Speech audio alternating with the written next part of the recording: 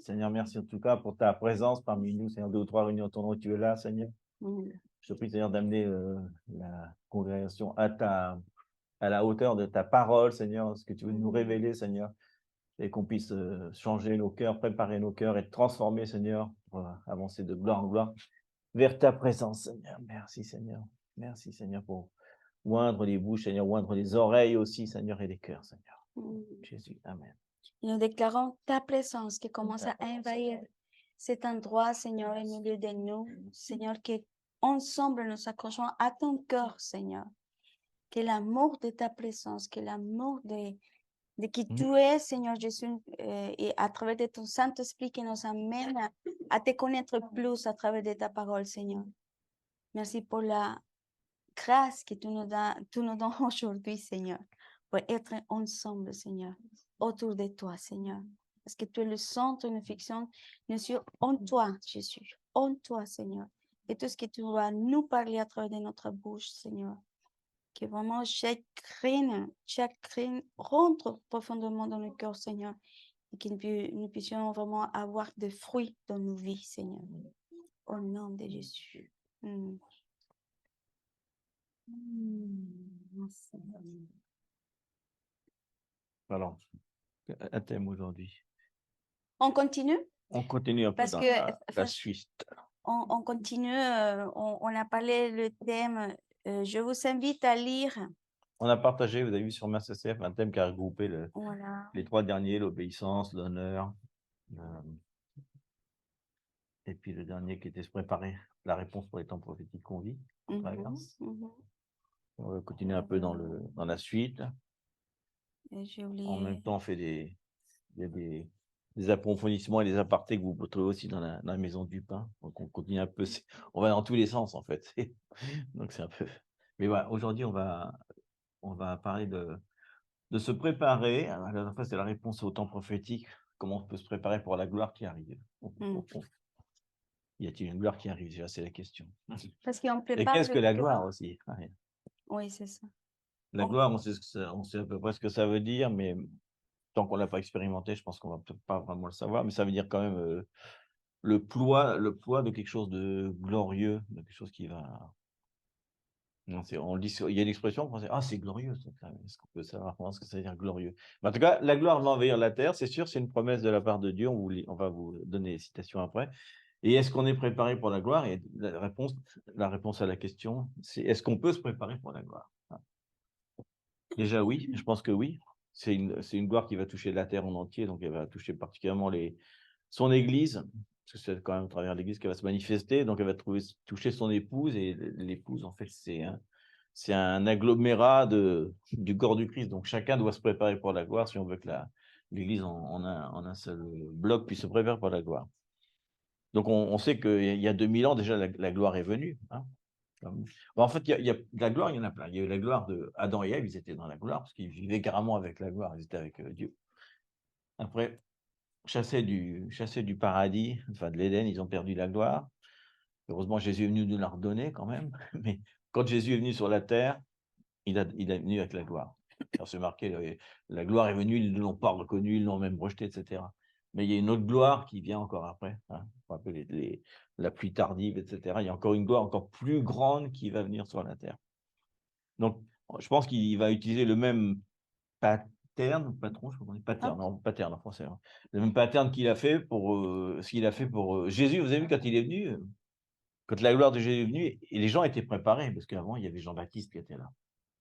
Et il a envoyé un précurseur, il a envoyé quelqu'un qui est avant. Et il dit d'ailleurs dans les derniers temps que l'esprit d'Élie va revenir pour préparer la seconde venue. Oui, la seconde venue, le retour. Le retour, c'est ça. Mais qu'il y a un autre esprit qui va nous préparer. Donc, on va voir ce que dit la parole par rapport à ça et comment on se prépare pour la gloire du Seigneur. Donc, on va prendre Ésaïe 43, 5. Et on va parler que de ça. Ésaïe 43 à 5. Ésaïe, Denis, vous le direz, c'est facile, c'est entre Genèse et Apocalypse. C'est à peu près là.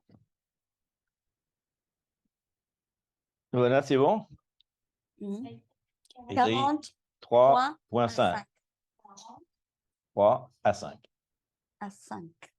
C'est un verset c'est un verset pour étudier celui-là. Tu prends tous les mots en interlinéaire et tu les regardes tous et tu as un aperçu différent. C'est un des chapitres de la Bible où il y a tellement de traductions différentes parce que les mots sont tellement riches et tellement variés que tu peux prendre plein de chemins. Maintenant, comme on dit toujours, le texte sans contexte est un prétexte, hein. Donc, il faut vraiment se rappeler du contexte si on ne veut pas mettre des traductions qui seraient bizarres, comme on en a certaines, hein. Donc, là, ça dit « Une voix crie, préparez au désert le chemin de l'Éternel ». Ça va être le second, je lis, je pense. « Aplanissez dans les lieux arides une route pour notre Dieu, que toute vallée soit exaucée ». Il y a des mots anciens, hein. « Que toute montagne et toute colline soient abaissées, que les coteaux se changent en plaine et les défilés étroits en vallons. » Mm. Il y a cette promesse après, c'est pour ça qu'on le prend. Alors seulement, la gloire de l'Éternel sera révélée et au même instant, toute chair la verra, car la bouche de l'Éternel a parlé. Je trouve ça génial parce qu'il dit quand même que la gloire de l'Éternel va être révélée et au même instant, toute chair le verra. C'est fou, hein, il dit qu'il y a quelque chose qui se passe et d'un seul coup, quand ça va être prêt, alors ça va se révéler. Donc, on va prendre tous les passages, il y en a au moins 6 là-dedans.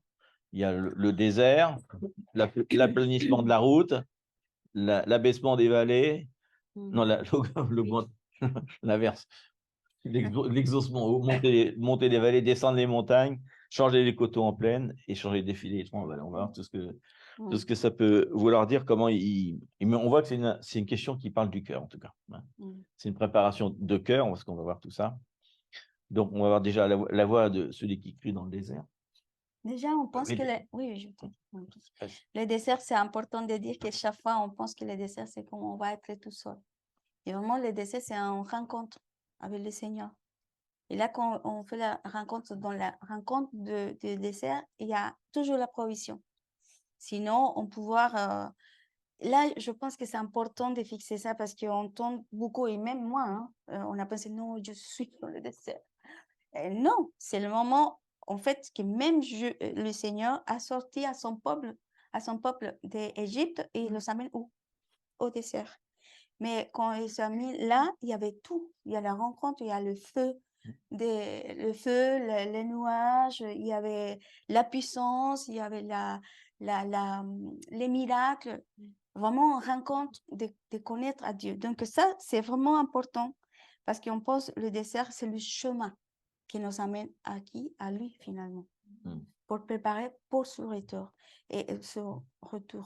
Donc ça, c'est important de fixer ça quand on pense en chemin dans le désert, c'est de dire, il y a une rencontre avec lui. Tout comme il est, en fait. En fait, c'est même bien simple dans la Bible. Si on regarde dans le sans arrêt, quand les gens sont remplis de l'Esprit Saint, ils sont envoyés dans le désert. Avec ballot, envoyés. C'est-à-dire que Esprit Saint, viens sur moi. Ok, t'es prêt pour le désert. Donc, Jésus, la colombe vient sur lui, hop, et il fait envoyer dans le désert. Paul, pouf, tous envoyés dans le désert. Mais parce que justement, c'est ça. Le désert, on va redonner, parce que là, j'ai voulu aller un petit peu plus loin.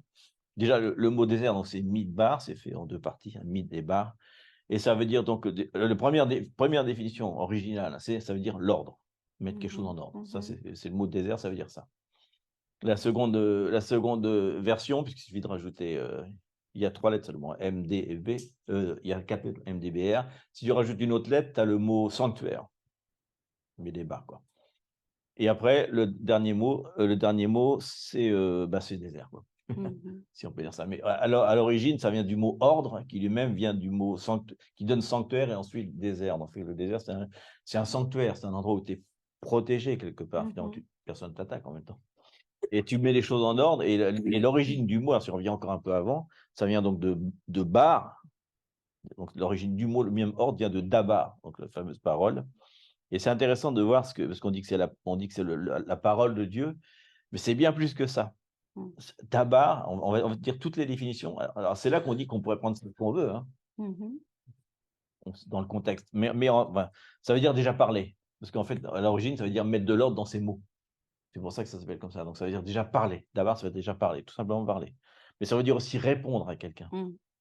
Donc, on faut se rappeler, je suis dans le désert, qu'est-ce que veut dire Dieu me parle? je réponds à Dieu ou Dieu me répond, comme on Une veut. conversation. Ça veut dire aussi nommer les choses, hein, c'est quand il dit aux hommes de nommer les animaux et qu'il sera d'accord avec ce qu'il va donner. Donc, donnez votre dabar là-dessus. Ça veut dire aussi commander et déclarer. C'est aussi, la preuve, hein, on commande aux choses et on déclare aux choses, il y a encore dabar. Ça veut dire aussi communier avec quelqu'un. C'est fou, hein. En communion Ça veut dire avec aussi Dieu. promettre, hein, c'est pour ça qu'on dit dabar, c'est les promesses de Dieu. Ça veut dire aussi répéter quelque chose ou être le porte-parole, ou en dernière Oui. définition, enseigner. C'est-à-dire que ça veut dire que quand il Y dit donner aussi. oui, c'est-à-dire que quand on est dans le désert, ça veut dire que Dieu vous parle ou il vous répond, ou il communie avec vous, il vous promet quelque chose, il vous enseigne quelque chose. Donc on voit que le Dabar, c'est pas un lieu de wilderness pardon, c'est de solitude, c'est un autre mot, hein. Les lieux arides, c'est un autre mot. Quand il dit le mot désert, c'est autre chose. Alors, des fois, dans Louis II, malheureusement, il va traduire lieu aride par désert. Donc c'est un peu embêtant. Mais quand tu vois les paroles en hébreu, par contre, ils ont un mot vraiment différent pour lieu aride et désert. C'est pas la même chose. Le désert n'est pas un lieu aride. Et en fait, pour eux, bah, le désert, ils vivent toujours dans le désert. C'est que du désert là-bas. Donc, c'est pas, ils ne parlent pas pour eux d'un lieu désertique, parce qu'ils sont toujours dans le lieu désertique. C'est pour ça que c'est autre chose. Donc la pensée, c'est vraiment autre, hein, quand il dit ça, préparer au désert le chemin de l'Éternel. Donc il nous demande dans un temps de préparation d'aller dans le désert où Dieu va nous mettre en ordre, etc. Et c'est comme ça qu'on va pouvoir préparer le chemin du Seigneur.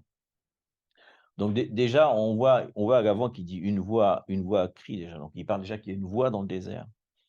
Donc on peut dire que dans le désert, c'est là qu'on entend la voix de Dieu. C'est là qu'on va pouvoir entendre vraiment la voix de Dieu, de ce qu'il veut vraiment dire. Donc, alors, rappelez que tout ça, c'est la promesse que si on fait tout ça, alors la gloire va pouvoir venir. Donc, moi, je ressens un peu comme ça, comme si on peut avoir une voix, on a une voix dans l'Église, mais ça peut être une voix qui est due à des enseignements qu'on a reçus ou des Des enseignements confusions, théologiques ou des écoles théologiques ou ce qu'on veut. Il y a une voix de l'Église aussi, mais est-ce que c'est la voix? Dans ce cas-là, c'est un écho. C'est l'écho de ce qu'on a entendu, etc., etc. Mais Dieu fait quelque chose de nouveau, quoi. Donc il demande aux gens, et Jean-Baptiste il s'était éloigné de Jérusalem parce qu'il n'était pas d'accord avec les principes qu'enseignaient les pharisiens.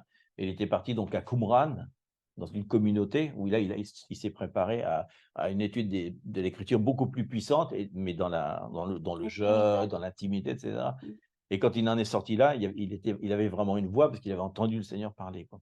Et la semaine Il dernière, ne voulait pas répéter ce que disaient les pharisiens ou les scribes, etc. on avait parlé de lui justement quand Zacharie, Zacharie, pardon, donnait son nom. Et elle est mis à part, en fait. Elle est hors de tout. Est-ce que finalement, la tradition disait, bah, normalement, doit être appelé d'autre façon. Mais c'est pour dire que dans le mouvement, il y a, bah, c'est le même principe. Il faut, non. Le Seigneur sort un peuple. On parle d'un reste qui se sépare, qui s'est mis à part, qui est vraiment des consagrations finalement. C'est ce que finalement Jean-Baptiste il a fait, parce qu'il y avait un appel. Évidemment, il y avait une responsabilité quelque part de la part du Seigneur qu'il a pris vraiment, il a répondu à son appel finalement. Parce qu'il a pu changer son avis et rester dedans. Mais il a dit non, je prends mon appel et je rentre. Même s'il y avait beaucoup de combats, des mots critiqués, mais Dieu,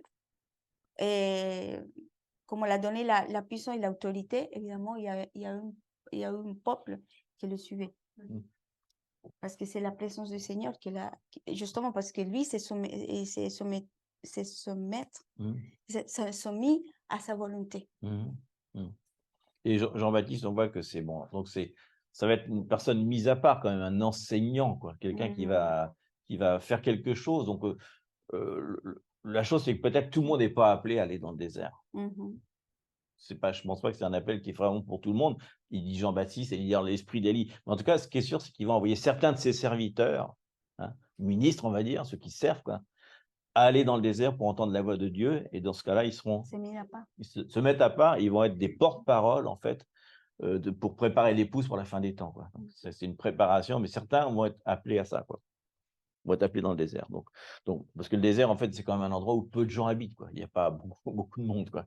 Donc, je pense que c'est aussi une préparation pour certains serviteurs qui vont guider les autres.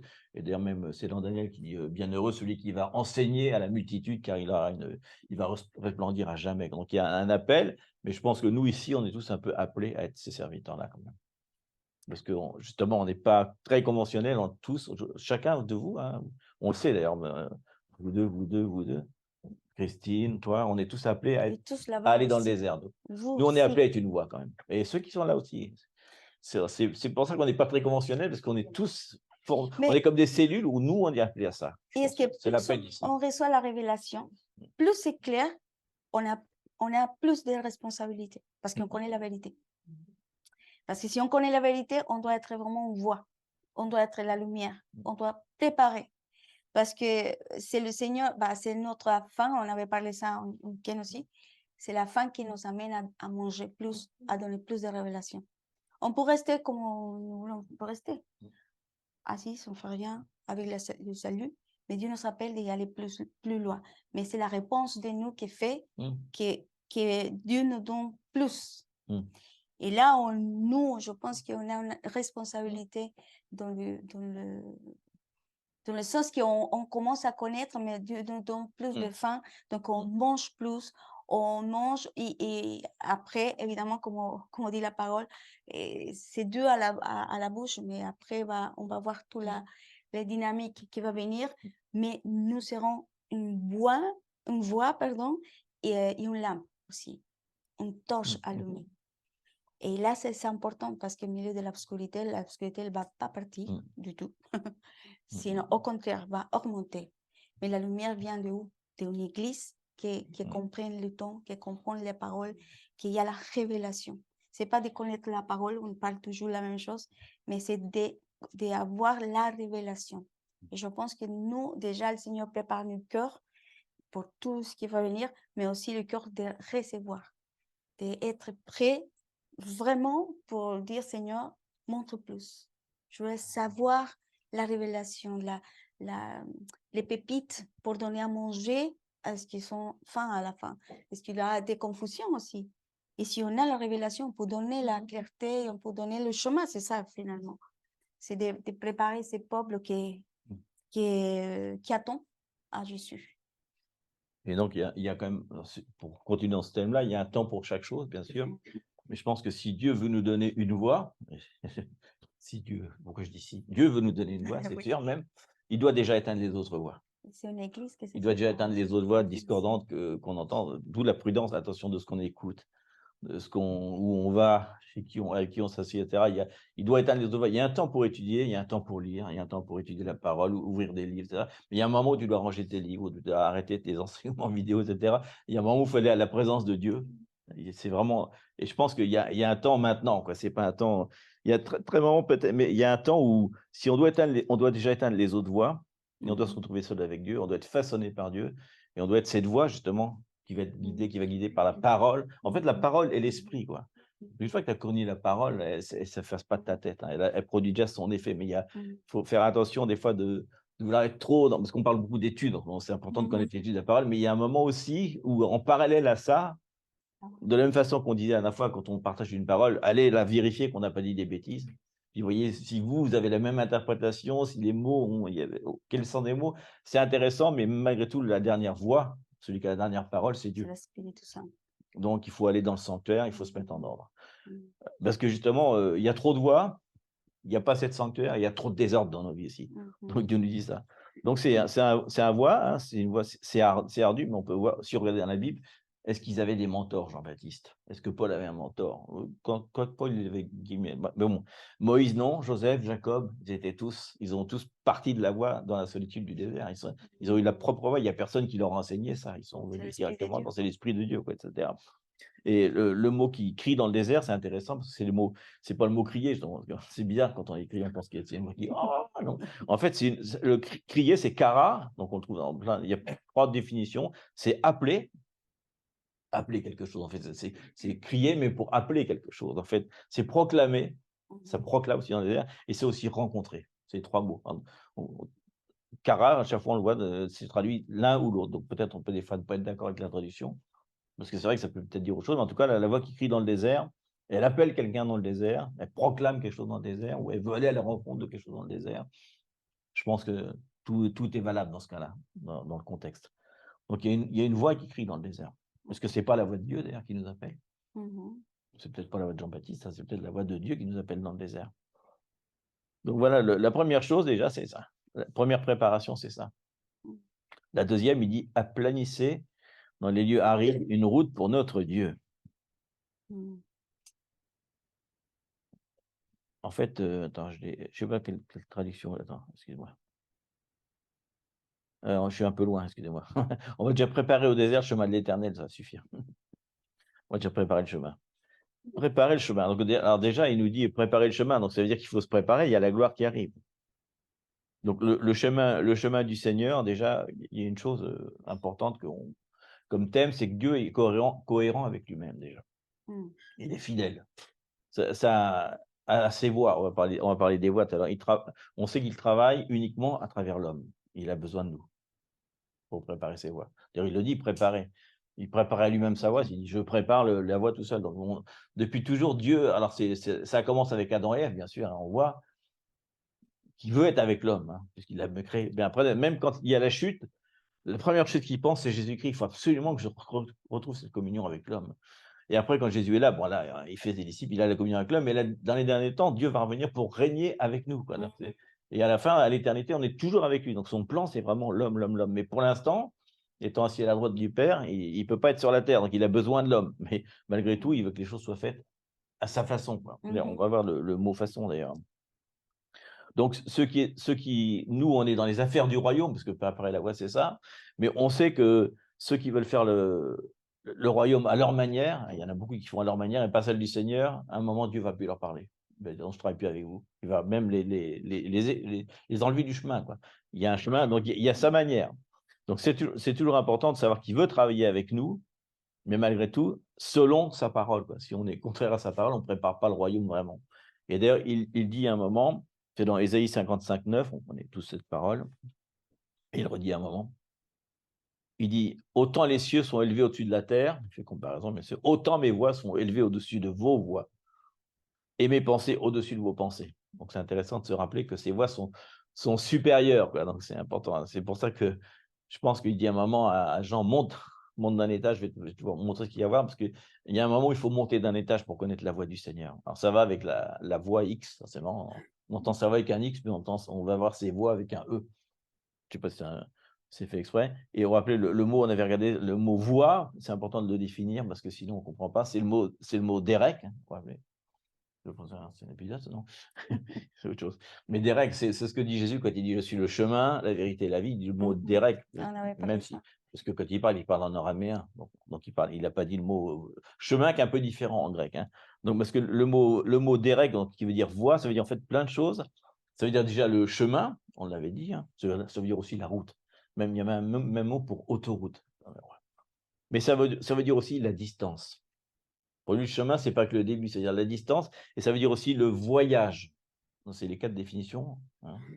C'est-à-dire que ça veut dire pas seulement je suis la porte vers Dieu, il dit: «Je suis la porte, mais je voyage avec vous». Mhm. C'est très différent parce que nous, on pourrait dire: «Non, il est le chemin, je rentre par lui, mais il reste derrière, puis moi après je continue». Non, le mot direct, ça veut dire vraiment, c'est quand tu voyages avec quelqu'un, c'est-à-dire que tu ouvres le chemin, tu ouvres la porte, mais je vais avec toi dans le chemin, quoi.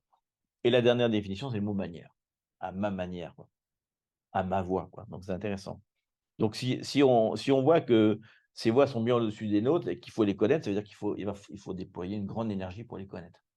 Il faut y passer du temps, c'est Mhm. un chemin, hein, mais en C'est une même temps, relation. c'est une relation, voilà, c'est une relation. Si on veut connaître ses voix, Seigneur, quelle est ta voix? Et à chaque moment, on ne peut pas dire, parce que ça a été fait avant comme ça, il faut continuer à faire comme ça. Non, l'Église doit s'adapter, que quand la gloire vient, il y a des choses qu'il faut changer. Ça, c'était bien en un certain temps, on va le voir après d'ailleurs, mais c'est plus valable maintenant. Parce que les voix, c'est la manière. Voilà, imagine-toi avant comment était la manière de l'Église, par exemple. On prenait un psaume que Luther avait traduit, et tout a cappella, etc. Juste ça, puis une petite prédication, c'est tout. Après, il y a eu plein de choses qui sont rajoutées. Il y a eu la Sainte Seine, la louange, puis après la louange, c'est devenu super électrique. Après, il y a de la fumée sur scène, il y a plein de trucs. Est-ce que c'est vraiment ce que Dieu veut maintenant? Est-ce qu'il a envie qu'on chante plein de chansons ou est-ce qu'il a envie maintenant qu'on chante des cantiques spirituels? Il n'a pas envie qu'on se concentre sur autre chose? Ouais, les voix, parce que les voix, ça veut dire manière. Donc on a plein de manières. On pensait que pendant un moment, si tous les gens tombaient par terre pendant le service, ah, la gloire du Seigneur est là. Et si tu regardes derrière, il y a une pauvreté spirituelle derrière ça, parce que les gens se relevaient pas transformés. Donc la gloire n'était pas là, parce que la gloire transforme. Donc c'était juste émotionnel. Donc l'Église a sans arrêt essayé de faire des voies pour préparer le royaume de Dieu. Ouais, mais ça a été souvent des manières, des trucs, des gimmicks, des choses. Il a voulu en faire des choses, quoi, et pas vraiment les voies. La voie, c'est vraiment autre chose, c'est un chemin. Et tous les jours, Dieu, on dit, tous les jours, soyez remplis du Saint-Esprit, mais tous les jours, l'Esprit Saint a un truc différent à dire. Et l'Esprit Saint veut vraiment nous amener dans l'ordre, ça c'est sûr. Donc la conversation, la narrative, on pourrait dire, de ce que Dieu parle maintenant est différente de ce qu'il a parlé avant. Mais Dieu a quelque chose à dire maintenant. Et c'est important que l'Église soit attentive à sa voix. Parce Mm. qu'on l'aime. Et c'est comme si... Et c'est normal en tant que fiancé, si on peut dire comme ça, de faire quelque chose pour lui. Mais des fois, c'est simplement d'obéir. C'est simplement de l'écouter, simplement de rentrer, comme on avait parlé une fois, de rentrer vraiment dans l'intimité et écouter sa façon. On a parlé justement comme David. David, vraiment, elle était amoureux de Dieu, mais elle pensait de faire quelque chose avec l'arche. Et pas du tout. Dieu a changé sa façon. Et pour lui, c'est d'écouter comment est-ce qu'il veut faire les choses. Et je pense qu'en ce moment, l'Église doit écouter comment, Seigneur, afin que la gloire vraiment se manifeste, afin que la gloire prend vraiment tout son nom, parce que c'est la préparation, parce que c'est écrit, il va venir la gloire, va se manifester, c'est certain, certain, mais ce qui est important de préparer nos cœurs, ça veut dire de réaligner, d'être vraiment pardon, à l'écoute, à la sensibilité de Dieu. Et la seule façon d'entendre la volonté du Seigneur, c'est de rentrer dans l'intimité, de le connaître, de passer du temps avec lui, de méditer ce qu'il nous parle, de nous laisser redresser.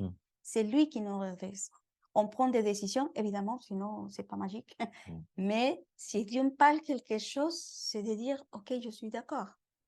On marche avec ça et on va faire à sa façon.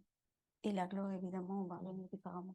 D'accord. Donc on voit, donc, pour prendre le thème d'avant et celui-là, on voit que Dieu va préparer des précurseurs dans le désert, donc des gens qui sont amis de Dieu, qui connaissent la beauté de Dieu, etc.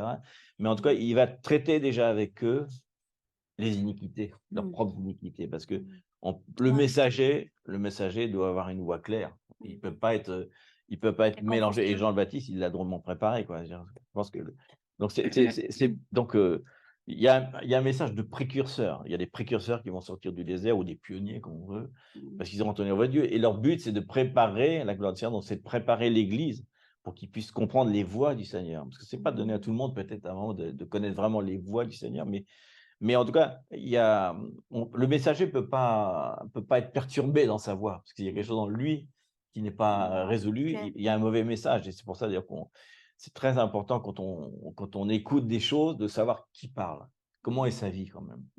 Parce qu'on peut pas non plus être innocent à ça. Si la vie n'est pas en conformité, déjà, il y a quelque chose qui ne va pas. Donc, est-ce qu'il donne la voix du Seigneur? Non, parce que le Seigneur, on disait qu'on parlait des vases nobles, etc. Dieu ne va pas parler à travers des gens qui ne sont pas préparés, qui sont passés par le truc. On doit être redevable par rapport à ça. Si on est un précurseur, on dit d'ailleurs, il n'y a même pas besoin de le dire, c'est l'imitation, parce qu'on a le témoignage dans la personne. L'esprit rend témoignage que la personne qui parle, ah oui. Mais quand il y a quelque chose qui paraît louche, etc., il faut vraiment se poser des questions quand même. Il faut faire attention. Parce que c'est plus le temps d'écouter. En plus, maintenant, l'ennemi est fort. Hein.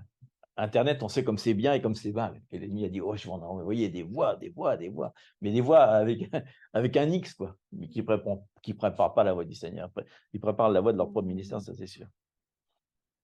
Et il dit ensuite, alors, il dit, je termine, aplanissez dans les lieux arides, cette fois-ci, dit bien, une route pour notre Dieu. Alors, après préparer précurseur, aplanissez. Donc, aplanissez, ça veut dire déjà qu'il y a des obstacles. Il y a des obstacles dans le royaume de Dieu. Il y a beaucoup il y a beaucoup notamment d'artifices humains. Ouais, ce qu'on disait tout à l'heure, il y a des gens ont fait. Parce qu'il y a des choses qui ont été faites pour préparer la voie du Seigneur qui étaient dans les, comment dire, dans les bons temps finalement. Dans les temps où tout allait bien, on peut faire des artifices. Mais dans les moments où on va arriver dans des lieux de tests, voire de persécution à la fin, je pense que Dieu va utiliser une autre manière. Il va falloir aplanir quelque chose quand même. Non. Donc c'est important de se rappeler de ça. C'est dans les temps arides, hein, la parole souvent le dit dans les psaumes, qu'il y a quelque chose qui fleurit dans le désert. Ça c'est beau, ça j'aime bien. Donc il y a des mécanismes humains qui vont certainement disparaître. Déjà en 2020, on a vu comment l'Église a été, hein, il nous a préparés là vraiment, mais Ça a changé beaucoup. Hein. que celui qui les oreilles entendent, parce que beaucoup ont envie de refaire ce qui était avant, en disant non, je reviendrai bien comme avant, c'était mieux avant quand même. Hein. L'esprit humain est comme ça, hein, ils n'ont pas compris. Donc c'est intéressant parce que ce qu'il dit dans le désert, donc aplanir, c'est le mot, c'est toujours intéressant de voir parce que les mots sont tellement, c'est le mot yachar, aplanir, hein, ce qui veut dire, remarquez que les mots importants ont toujours 4 lettres, c'est marrant ça. C'est lieu de gouvernement, c'est intéressant. Il y a toujours 4 lettres, il y a toujours du R à la fin. Intéressant ça. Ça veut dire rendre droit, mais ça veut dire aussi être droit. Ça veut dire aussi être juste, être debout, parce que ça veut dire qu'on est peut-être écrasé. Ça veut dire plaisant et bon. C'est un mot assez fort. Donc, quand il y a aplanir les sentiers, c'est-à-dire rendre droit les seigneurs et que ça soit plaisant et bon pour Dieu. Quoi. Que les sentiers, c'est un peu les voies encore, c'est les endroits où on marche. Et d'ailleurs, il y a, et alors la dernière définition du mot yachar, on l'a dans un proverbe. Ça veut dire aussi diriger quelqu'un. C'est quand il dit, vous savez, confie-toi en l'Éternel, ne t'appuie pas sur ta sagesse, reconnais-le dans tes voies. 5 à 6. Et il aplanira. Donc ils ont mis le mot aplanira, alors que là, le mot devrait être il dirigera les sentiers. Donc en fait, ça c'est encore ça va bien avec ce qu'on a dit dans la planification des sentiers. C'est qu'il nous dit confie-toi en l'Éternel, mais pas sur ta propre sagesse. Parce que justement, je pense qu'à un moment, peut-être, nous et l'Église en général, fonctionne sur sa propre sagesse. Et dans les derniers temps, il nous dit à ce coup, ne te confie pas en ta propre sagesse, n'aie pas confiance en toi-même à la limite, reconnais-le déjà dans tes voies, et alors il va te diriger. Reconnais-le, ça veut dire, enfin, comment dire? Oui, mais soumission. dans toutes tes voies, reconnais-le, c'est-à-dire fais-le intervenir dans tout, quoi. Fais-le intervenir dans toutes tes voies, et alors il va te diriger. Ouais, parce que le mot sagesse, des fois, là, dans ce cas-là, c'est le mot connaissance. Ne t'appuie pas sur ta propre connaissance. Il ne parle pas de la sagesse qui est la crainte du Seigneur, il parle de ne t'appuie pas sur ce que tu sais ou ton propre entendement, etc. Mais mets-le dans toutes tes choses et il va appeler à tête sensible. Donc, il va redresser le chemin de ses serviteurs, ceux qui sont dévoués à lui, en tout cas, il va redresser leur chemin. Ça, c'est intéressant. Parce qu'on sait que l'ennemi cherche toujours à faire ça, à faire que les voies ne soient pas droites, justement. Alors pourtant, le chemin, il est droit. Okay, ouais. On a une petite citation, on va la prendre, c'est Acte 13-10. Il parle de ça, justement. 10. Pour nous dire qui est en train de vouloir changer. En fait, c'est comme un tuyau d'écoulement, quoi. Il faut qu'il soit droit. S'il est trop tordu, l'écoulement ne se fait pas bien. Oui, Acte 13-10. 13-10. J'imagine la scène, moi. On devrait la jouer. Personne n'a envie de faire le magicien. Mais Élimas, le magicien, car c'est ce que signifie son nom, enfin, c'est pas vraiment vrai, mais bon, c'était un magicien, c'était un juif, en tout cas, un juif qui fait la les juifs qui faisaient de la Kabbale, au sens de sorcellerie. C'est ça, hein, c'est ça qu'il veut dire. Élimas, le magicien, leur faisait opposition, cherchant à détourner de la foi le proconsul, parce qu'ils avaient réussi à atteindre le consul, donc c'est intéressant pour eux, parce que ça propageait l'évangile rapidement. Alors Saül, appelé aussi Paul, rempli du Saint-Esprit, force, hein, fixa les regards sur lui, j'imagine la scène, ça va être super fort, quoi, et dit, homme plein de toute espèce de ruse et de fraude, fils du diable, ennemi de toute justice, ne cesseras-tu point de pervertir les voies droites du Seigneur? C'est fort. Ouais, c'est super fort. C'est-à-dire qu'il y a vraiment, il y a des gens avec de la ruse, du mensonge, qui veulent pervertir les voies du Seigneur. Et on ne parle pas dans le monde, hein. On parle carrément dans le peuple de l'Église, quoi. Ouais, c'est ce qu'il dit là. Le magicien, il est dans l'Église, hein. C'est un juif. C'est un juif, mais il est un juif qui s'est dévié, puisqu'il ce qui l'intéressait, ce n'était pas le Pentateuque, c'était la Kabbale. Les fameux livres qu'ils ont depuis tout petit, qu'on trouve dans les maisons des juifs actuellement, sont des livres de magie, quoi, carrément. C'est ça des années On en trouve maintenant, mais maintenant, il y en a partout, hein. Il est dans le musée des trucs juifs, le petit livre que chaque cuisinière doit avoir chez lui. En Pologne, il l'avait exposé, on l'a vu, c'était incroyable. C'est des livres de l'incantation magique, etc., pour faire des trucs. Je sais pas quoi de Lilith. C'est des trucs de dingue, hein. Et même Mordecai nous en avait parlé, son ce livre-là. Il dit, Jésus faisait des miracles, mais nous aussi, on fait des miracles, c'est de la sorcellerie, c'est tout. Et ça, c'est vrai. Hein? Et c'est vrai. Ça, La c'est cabale, vrai. c'est de la sorcellerie. C'est incroyable. Il y a des livres du magique Hmm? pour Ah, faire parfait. des sortilèges comme ça en vente pour n'importe qui. Ouais. Sur Internet, tu trouves ça. N'importe qui, tu peux avoir accès à ce genre de choses comme si c'était Ouais, Normal. sur Internet, c'est gratuit, hein. Sur Ouais, Internet, c'est incroyable. gratuit. Magie noire, magie blanche, magie. Tu peux tout trouver. Ah oui, il y a des Ouais, trucs. je te donne les sites si tu veux. Il y a des tous les Je peux te couleurs. donner les sites, mais ça va pas être bon pour toi, hein. Oh là là là. Oh, oh, oh, oh. J'aime bien. Évidemment, parce que la puissance des ténèbres va monter, mais la gloire du Seigneur aussi. Donc, c'est ça. Donc c'est intéressant parce qu'on veut aussi Paul, il a le discernement, quoi. Ouais, c'est Donc ça. il va falloir que les serviteurs de Dieu, s'ils veulent Comme suivre ça. fidèlement ses voies, puissent discerner si les voies sont violées, si on pourrait dire, enfin, si elles Ce sont sont des dieux. détournées. Voilà. Parce Non, qu'il y a des paroles qui peuvent sembler très justes aussi, des fois, il y a des paroles qui sont même d'inspiration biblique, comme lui fait, mais qui ne sont pas dans les voies du Seigneur. Donc attention, discernement. Et il y a même, il dit même dans la parole qu'il y a des choses dans lesquelles on ne faut pas se mélanger, mais qu'en plus, il faut les dénoncer. Mhm. On doit dénoncer s'il y a des choses comme ça qui se passent dans l'Église. Ça n'a rien à voir avec dénoncer les serviteurs, etc. C'est la parole. Qu'est-ce qu'il dit? Je n'ai pas témoignage de ça. Et ce qu'il dit, il suffirait de reprendre dans la parole. Hein. Parce que, par exemple, les témoins de Jéhovah, ils partent sur une parole de Dieu qui est véritable, où il dit Jéhovah est seul Dieu et Jésus n'est pas le Fils de. Jésus n'est pas Dieu. Parce qu'ils prennent que cette parole-là. Mais ils oublient que toutes les autres paroles qui disent exactement l'inverse. Parce qu'on l'a dit, la somme de la parole est la vérité. Donc, les témoins de Jéhovah s'appliquent sur une parole. Donc, quand ils viennent te témoigner, tu prends les 3 autres paroles qui disent Jésus est le Fils de Dieu, tu leur sors ça, ils sont bien embêtés. Parce que d'un seul coup, paf, tout s'effondre. Mais non, ils n'ont pas la même Bible, ils ne la lisent pas. Donc, tu n'as pas de chance qu'ils le fassent. Mais en tout cas, voilà, on peut très bien avoir tout un truc qui peut paraître super bien, c'est les voies du Seigneur, etc. Mais c'est complètement faux, c'est injuste, c'est tordu. Ça ne représente pas ce que Dieu veut maintenant. Donc, Et surtout, c'est pour amour, en fait, qu'on doit parler ça, parce que finalement, on doit être vraiment radical dans la parole. Et ça, c'est vraiment important. Donc, déjà, on sait que on doit garder ses voies. On s'est dit, hein, si la gloire doit venir, après avoir été dans le désert, etc., il faut connaître qu'est-ce que Dieu veut faire, quel est le chemin qu'il prépare. Et c'est un chemin dont Dieu nous révèle petit à petit, quoi. Parce qu'il le dit, mes voies sont au-dessus de vos voies, t'imagines?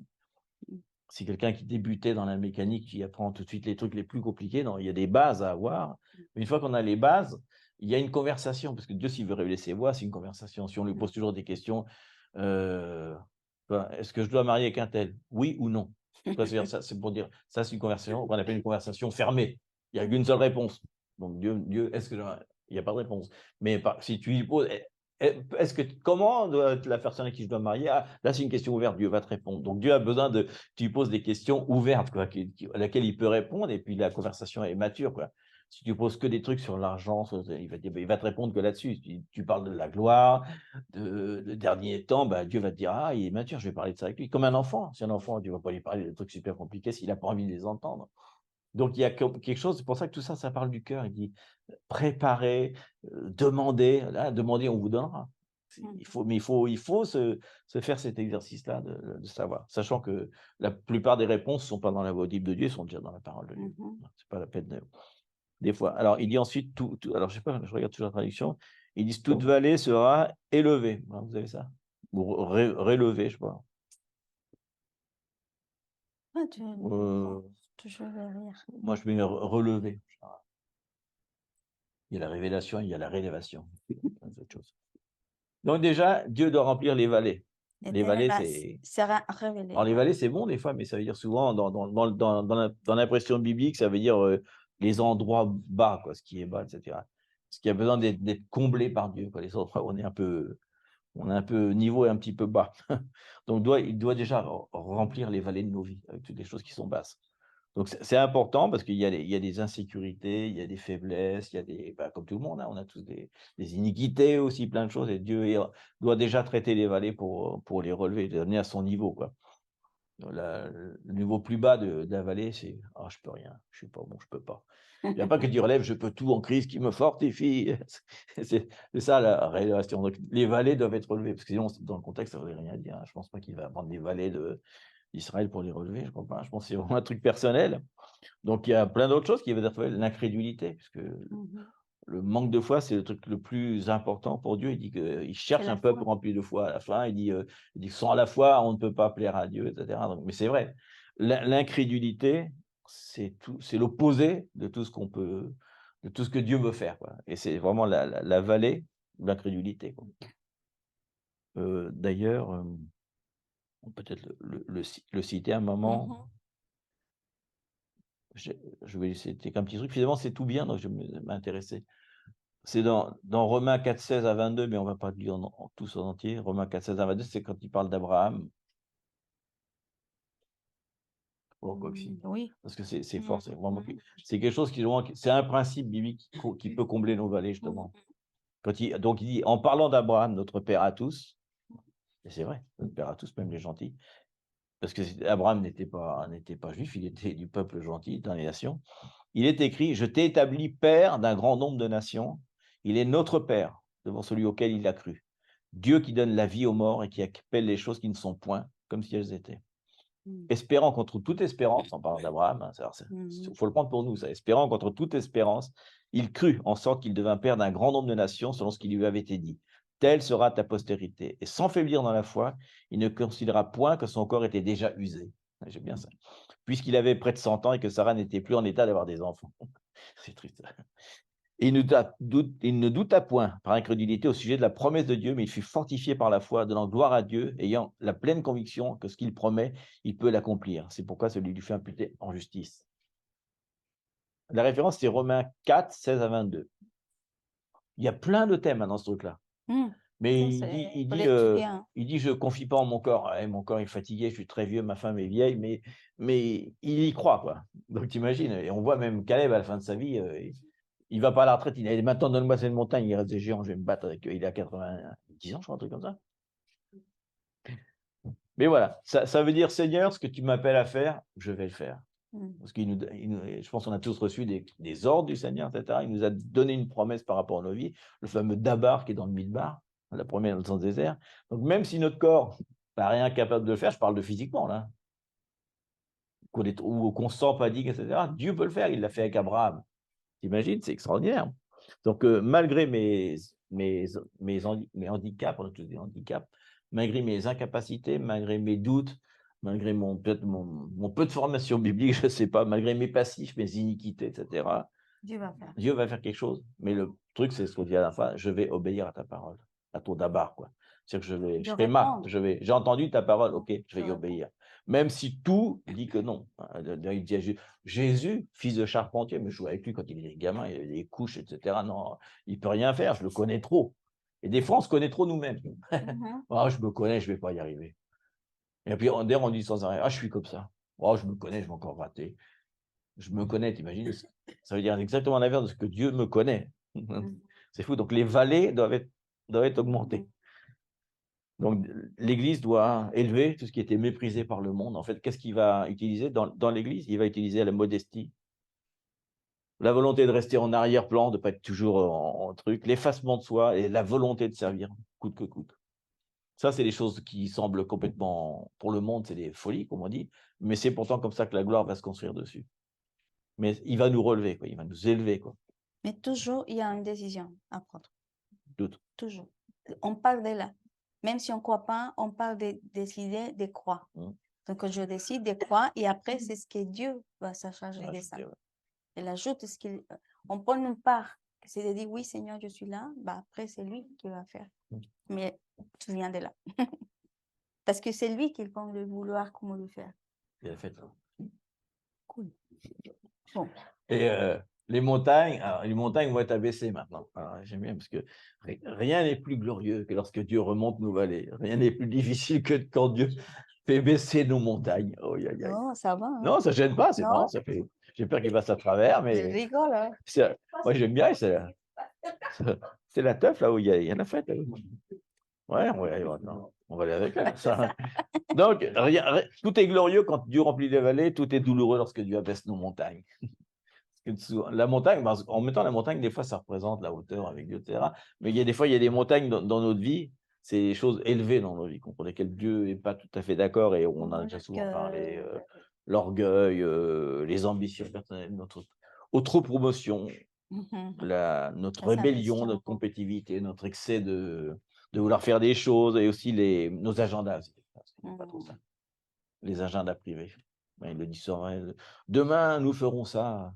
Il dit non, si Dieu veut, parce que demain, il ne sera peut-être pas là. Et donc, des fois, il nous rabaisse un petit peu. Attention, c'est mes voix. Donc, il y a des choses qu'on est un peu. Faut augmenter, mais il ne faut pas l'inverse. On n'est pas à l'inverse de savoir que c'est Dieu qui fait les choses, quoi. Il faut mettre dans l'équilibre. Hein. Donc, je pense que Dieu a envie, si on parlait de l'Église, peut-être qu'il a envie de descendre un petit peu les battages médiatiques, les grosses réunions, des grosses promotions à tel, les ministères qui font des gros trucs, tous les prophètes du monde sont réunis là, etc. Il y a une espèce de truc un peu désagréable pour moi, enfin, tu vois, tel que je ressens, un peu désagréable. Comme ça devient de l'autopromotion, du battage médiatique où chacun élève son nom. Hein. Plus il y a de noms sur l'affiche, plus c'est oh, il y a un tel, un tel, un tel, un tel. Mais tu sais, des fois, on dit des fois, trop d'ingrédients dans la soupe, ça gâche la soupe. Des fois, il être mieux qu'une seule personne soit là et qu'elle donne son truc. Donc, je pense que Dieu va, dans les derniers temps, il va abaisser, si la gloire va venir, il va un petit peu faire tomber les leaderships qui sont axés sur la personnalité, on le sait. Hein. C'était un des défauts des 30-40 dernières années de l'Église charismatique, où c'était des grands noms, des grands trucs, etc. Et plus tu es grand, plus c'est un succès de réussite, c'est une marque de réussite, quoi, etc. Donc, le messager va être moins important que l'envoyé, quoi. D'un seul coup, il y a une voix qui est vraiment. Mais c'est vrai dans notre vie personnelle, mais c'est vrai dans la vie, parce que je dis à chaque fois, tout ce qu'on dit, c'est vrai pour notre cœur à nous, mais c'est vrai pour l'Église en général, parce que l'Église est faite d'individus, quoi. Donc, je pense que c'est une somme d'individus. En même temps, si ces ministères-là, si des gros trucs comme ça sont élevés, c'est aussi parce que les gens le permettent. Parce que les gens, ils vont en disant que un tel, non, là, si j'ai lui, il a une onction de guérison, là, ça va me guérir. Alors que mon voisin qui va prier pour moi, non, ça ne va pas me guérir. Il y a ce coup, il y a quand même un truc qui tourne pas rond dans l'Église, parce que tout ça, c'est un jugement sur l'Église qui est en train de se porter. Mais nous, on fait tous partie de l'Église, donc on ne peut pas cautionner ça. On doit être vraiment, quelle est la voix de Dieu pour ma vie, quoi. Donc ça fait, donc chaque montagne va être abaissée, hein, il est dit, et alors la gloire viendra. Donc, il va confondre les sages avec la folie du monde, ce qu'on a dit tout à l'heure, les vallées. Il va en abaisser d'autres, afin que tout ça, ça puisse entrer dans le bon chemin. Est-ce que c'est merveilleux de voir que c'est le Saint-Esprit qui va vraiment à nettoyer, à préparer son Il le Église. fait. Ouais. Et elle commence comment dire, à nous confronter avec sa crainte. Et je pense que c'est aussi en ce moment qui vient la crainte de l'Éternel. Comme on dit, on parle vraiment fort, que même chaque mot, chaque parole qui sort de nos bouches, il y a une crainte. Parce que la même voix va être jugée pour nous-mêmes. Donc, on peut dire, comme on dit Tommy tout à l'heure, les orateurs parlent, blablabla. Mais ma prière, nous prière, c'est que vraiment garde chaque parole parce que on n'est pas vraiment, c'est bien d'avoir un micro, mais qu'est-ce qui parle? Qu'est-ce qu'on parle? Est-ce qu'on entend la voix claire et correcte? C'est la crainte toujours, d'avoir vraiment la crainte du Seigneur, qu'elle soit conforme à la parole. Et je pense que c'est le Seigneur qui commence à travailler aujourd'hui dans son Église, parce que finalement, c'est son épouse. Et le Saint-Esprit la prépare pour lui. Donc, il y a un mouvement, il y a même des questions dans le même peuple. Est-ce qu'on est vraiment, est-ce que vraiment maintenant, est-ce que c'est vrai, est-ce que je entends de quelqu'un, est-ce que est la vérité? On doit se poser des questions. Et c'est pas pour juger, c'est très important, surtout pas pour la voie de confusion qui va venir. Et surtout, parce qu'à la fin, c'est son épouse. Donc, on doit aimer l'épouse, parce qu'on doit aimer l'Église, et on doit prier pour ces voix qui commencent à s'élever, que soit vraiment la voix claire et qui porte la lumière. Et surtout, que tout ce que nous faisons, parce que c'est important, que son nom soit brillé au milieu de tout. Que c'est lui qui brille, que son nom c'est plus fort que les nôtres. Parce que finalement, c'est lui qui va régner. Mais en même temps, Dieu discipline, quoi. Donc, ce qui veut dire que s'il sûr. discipline, il y a moyen de se repentir et de C'est se l'amour, relever. en fait. C'est ça l'amour. On- Bon, j'ai des exemples précis que je ne vais pas citer, mais il y a des grands ministères qui se sont effondrés, mais qui sont rentrés dans la discipline et qui sont revenus sur le devant de la scène. Et Et plus quand fort. tu vois ce qu'ils prêchent maintenant, ce qu'ils prêchaient avant, ah bah, tu dis, bah, il y a une sacrée différence quand même. Donc Dieu Ils sont donne, la ils sont repentis ils sont et repentis. publiquement, C'est etc. bon, hein. hein. Oh, Oui, c'est donc, pas un bref. sujet. Donc Dieu discipline tout ce qui est basé sur la créativité humaine, le talent, Bien sûr. avant la voix de Dieu. Parce que là, on voit des fois, il y a beaucoup de talent, beaucoup de créativité humaine, mais il n'y a pas la voix de Dieu qui est prêchée. En même temps, ça parle aussi des montagnes peut-être plus fortes encore, c'est qu'il y a des choses qui sont démoniaques aussi. Il y a des choses qui sont démoniaques dans l'Église. Il y a je vais pas, il y a beaucoup de ministères, par exemple, qui viennent de certains pays comme l'Afrique, où c'est vraiment démoniaque. Hein. Et c'est des alliances démoniaques. Ce pas des alliances qui ne prêchent pas la parole de Dieu, c'est carrément qui sont démoniaques. Quoi. Donc, il y a des choses qui sont quand même que Dieu est en train de Nettoyer. nettoyer là. Là, et c'est incroyable parce que ça vient beaucoup en France. Donc, on est comme ça. Et toute chose qui s'élève contre la connaissance de Dieu, hein, vous vous rappelez, toute chose qui s'élève contre la connaissance de Dieu doit être abattue afin que la gloire de Dieu puisse venir. Que tout ça, en fait, c'est des choses qui empêchent la connaissance de Dieu, qui trompent le peuple, qui trompent la multitude. Donc, ça empêche le corps de Christ, finalement, d'être dans l'humilité, parce qu'il y a tellement de voix discordantes qu'on ne sait plus qui a raison, qui a tort. Et Dieu, vraiment, va abaisser ça. Il ne va pas permettre que ces voix-là soient encore s'expriment. Il dit ensuite, tout ce qui est tordu sera rendu droit. Donc, les endroits tordus, bon, ça, c'est facile. Hein, je pense que dans notre compréhension, dans notre fonctionnement, des fois, on ne pense pas droit. On est un petit peu tordu. Et la première chose qu'il dit à un moment, c'est surtout l'esprit de religiosité. Et Jésus, il en parle, vous vous rappelez, qu'il dit à un moment qu'il les traite les pharisiens et les leaders de l'époque, il les traite de race de vipères. Race de vipères. Et le serpent, quoi. Bon, je pense qu'il fait aussi référence au serpent d'Éden, mais un serpent, même quand il va aller droit au but, il ne peut pas. C'est impossible, il ne peut que. Non, Non, elle ne peut pas faire ça. Elle doit faire il ça. leur dit, vous voulez aller droit au but, mais vous êtes tordu dans votre compréhension, dans votre interprétation, dans tout ce que vous dites au peuple, dans toutes les lois que vous leur dites, les lois que vous leur donnez, que vous obéissez même pas, il leur dit, vous êtes vraiment des vipères. Quoi. Non seulement vous ne guidez pas le peuple, mais vous êtes des vipères. Et même Luc, quand les gens viennent se faire baptiser, il leur dit, race de vipères, qui vous a appris à fuir la colère à venir? C'est comme ça qu'il est. C'est fort, mais. J'aime bien pour dire bêtise, ça donne envie. C'est ça, parce que les serpents lui-même, c'est lui qui utilise la parole pour confronter Jésus avec la parole même. Donc, Oui. ils appellent faire, c'est des gens qui utilisent la parole même pour changer. Pour tromper, pour faire tromper. Oui, voilà, pour détourner. Ouais. Ah, il y a une chose qu'on sait, parce que c'est aussi dans la parole, à un moment, quand Paul, vous vous rappelez, il met du feu, à un moment, il y a une vipère qui vient se mettre sur lui. Il y a marqué Paul, voulant mettre le feu, une vipère en sortie à cause de la chaleur, parce qu'on sait que les serpents ne supportent pas le feu. Donc, le serpent, il n'aime pas le feu du tout. Hein, donc, on sait que Jésus est venu avec un message de feu. Hein, puis il dit c'est un message de feu, un baptême de feu même. Et les vipères se sont enfuies, même si à la fin, ils l'ont rattrapé, ils l'ont mordu. Hein, il y a plein de choses. En plus, la croix par rapport à la serpent qu'il y avait de Moïse, il y a toute une symbolique du serpent, etc. Donc, c'est parfois c'est parfois le coup d'être un précurseur, on va être mis à la croix. Si on s'attaque aux endroits tortueux, malheureusement, avec le feu de l'esprit, les vipères vont essayer de nous mordre quand même. Oui. C'est intéressant, mais c'est tortueux. Alors, ça peut être aussi des endroits tortueux, ça peut être aussi des endroits secrets dans nos vies qu'on cache. Hein. Il est dit qu'il y a des compromis. C'est qu'on n'est pas vraiment droit. On doit aller au but, mais on n'arrête pas de détourner. Donc, il y a, comme on dit, il y a un temps où Dieu dit assez dans nos vies, hein, surtout si on veut être un précurseur. Donc, si on ne le traite pas de façon personnelle, il va l'exposer. Hein, dans la Bible, on voit souvent ce truc-là où c'est exposé à la fin. Comme les fils d'Élie, comme les fils de, je sais pas, qui étaient dans le truc, c'était garder secret, mais il y a un moment, Dieu dit, non, ça suffit, il y a un jugement qui est donné là-dessus par rapport à ça.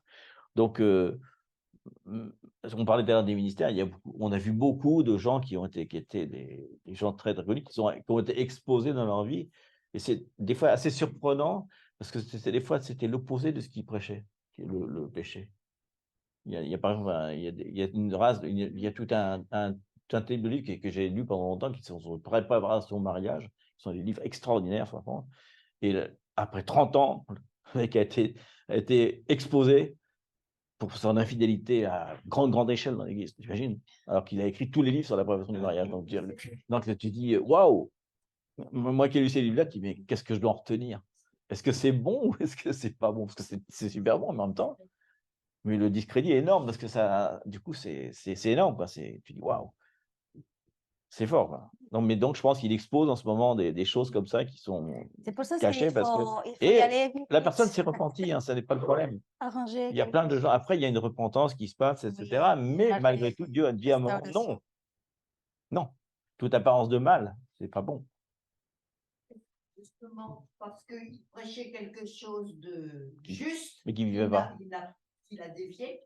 Il ne vivait pas. Et est-ce que c'est pas pour nous aussi un avertissement, à être vigilant de ne pas dévier alors qu'on enseigne la vérité, justement, Ben oui, de ne pas se faire avoir, y c'est compris le problème. pour justement ceux qui prêchent Exactement. des choses, Exactement. pour qu'ils soient gardés. Exactement. Il faut prier. Amen. C'est très fort, ça. Oui. Ouais, il faut prier pour les qu'on soit ministères. extrêmement vigilant et on a tous une responsabilité Mhm. de prier pour les serviteurs, Ah oui, justement, qui exactement. apportent la vérité, parce qu'ils ne sont Ouais. pas à l'abri de tomber, de chuter. Oui, exactement. C'est très fort, vraiment très fort. Mhm. Bien au contraire, parce que, comme on disait tout à l'heure, le serpent est là. À partir du moment où on amène le feu, etc., et qu'on chasse les serpents, il y a un retour de bâton possible. C'est ça qui est très, très important. Hein. C'est pour ça qu'il est. Ouais, ouais. Oui, Ouais, oui. ouais, c'est sûr. C'est pour On va ça prier qu'en là-dessus ces après. moments, c'est très important la prière pour tous les serviteurs, pour Ah oui, tous. franchement, c'est Et fort. c'est la crainte de Dieu qu'on parle, c'est ce que je dis tout à l'heure. Même nous, on parle et Seigneur, vraiment, on tombe parce que on peut partager la vérité, mais est-ce qu'on vit la vérité? Est-ce Non. qu'on partage tout? Mais nous, tous, on est, on est dans, je pense que plus qu'avant. Avant, c'est tellement légère. Mais maintenant, le Seigneur commence à mettre dans notre cœur vraiment ça craint. C'est peut-être parce que le temps sont prêts. Qu'on est plus attentif, plus vigilant, plus dans la prière pour chaque parole. Parce que pour avoir un voix, comme on a parlé, on voit qui amène à la lumière ou à la confusion, ou à sortir les gens vraiment de ce chemin droit. Et parce que c'est la même façon comme on revient tout le temps à le même cycle de jeunesse. Parce que Satan jamais s'arrête. Elle continue jusqu'à la fin, même s'il sait qu'il va, qu'elle est pas vraiment, elle est tuée. On le sait. Mais il va essayer justement de dévier et de nous dévier de la parole et de la vérité. Et la seule façon de rester, c'est de rester dans l'intimité du Seigneur, avec le Saint-Esprit, avec la parole, avec la communion, parce que le but, c'est de rester unis, parce que c'est la façon comme lui, il a touché l'Éden, c'est justement nous séparer, nous mis à part, qu'on s'éloigne de la présence du Seigneur. Il y avait la tromperie. Ça veut dire, comme on dit tout à l'heure, Tati, une parole vraie, mais tordue. Si on ne la connaît pas, on peut dire, ah oui, si, c'est la parole, c'est vrai. Mais on voit, qu'est-ce que ça veut dire? Ah non, pas du tout. Donc, c'est exactement la façon comment Jésus nous a donné l'exemple dans les desserts. Dans les desserts. Jésus, elle était confrontée à Satan. Et comment la façon de gagner la bataille, c'est avec la parole. Oui. Et c'est ça l'exemple que Dieu nous a donné. La guerre spirituelle, c'est ça. Oui. C'est pas simplement de dire, oh, au nom de Jésus, sort. Non. Est-ce que la parole dit quelque chose, donc je l'apprends, et ça, c'est la vérité. Donc, la vérité sur la méchanceté va gagner la vérité, comme la lumière dans les ténèbres. Donc, c'est ça aujourd'hui, c'est notre paix. Et c'est important de prier vraiment aujourd'hui pour la foule, parce qu'on parle des ministères qui vraiment bougent dans la foule et qui vraiment gardent la parole, qu'elle soit véritable, afin que tous ces gens vraiment restent dans la présence du Seigneur.